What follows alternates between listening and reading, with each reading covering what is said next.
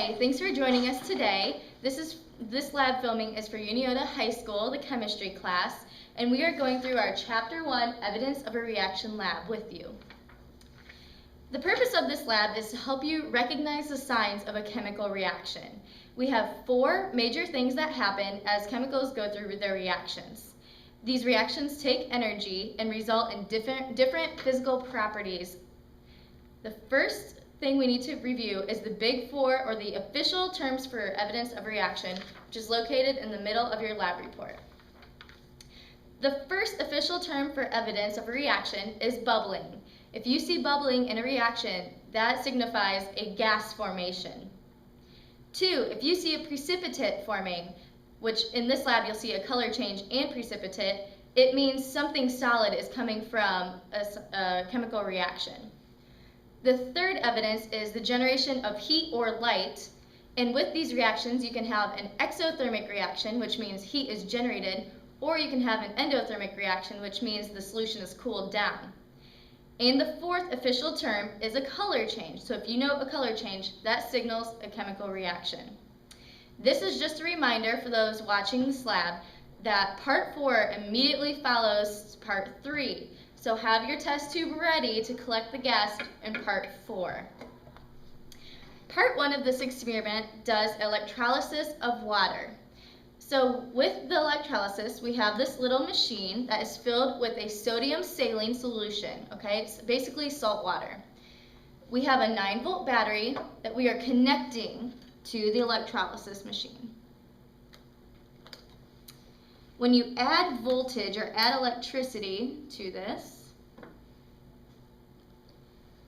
you start seeing, especially on the negative side of the battery, you see bubbles forming, okay? And what's happening here is the saline solution is being split into gases, hydrogen and oxygen. Again, with the bubble formation, that is showing that gas is being formed from this reaction.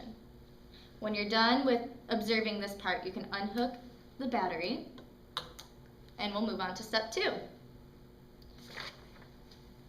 Step 2, you need to obtain a clean test tube, and you are adding 1 pipette full of sodium nitrate. So this is my sodium nitrate, and my pipette for the sodium nitrate, and you are sticking your pipette into the liquid, and then you insert that pipette into your test tube. Then you are to obtain a pipette filled with potassium iodide, so that is my Ki solution here, and you're adding it to the lead nitrate in the test tube. And here's the reaction. Obviously this is a very vivid color change for you, so that is one of our evidence for a chemical reaction. The other reaction, if you look closely at the bottom of this test tube, you'll see that a solid was formed. And as I kind of swirl the test tube, you can see the solid on the sides of the tube. So we have a color change and a precipitate in this reaction. We're moving on to Part 3, which is the reaction between an acid and a metal. Again, have your test tube ready for Part 4. It needs to be ready right away. So with this, Part 3, I'm going to go obtain a piece of metal for this reaction. So a magnesium metal.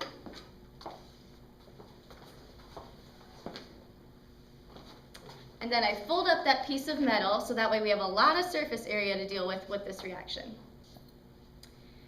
Then you're adding 1 pipette full of 3 molar hydrochloric acid. So this is a strong acid being added to a metal. So again, you're squeezing your pipette out above the solution. You draw up the solution until the bulb is full. Then you add it. And very quickly you need to grab a new test tube and seal in the gas that's being formed, as you can see with the bubbles. And then Part 4, you're lighting a wood splint, and you add it to the gas, and you get that sound. So that is our procedure for this lab. As you can see through here, we have some heat, we have gas being formed, okay? And again, with our Big 4 official terms for evidence of a reaction that we saw in this lab, You have bubbling, which is a gas formation. You have a precipitate, which is a solid substance being formed. We have color changes, and we have heat generations. Thanks for watching.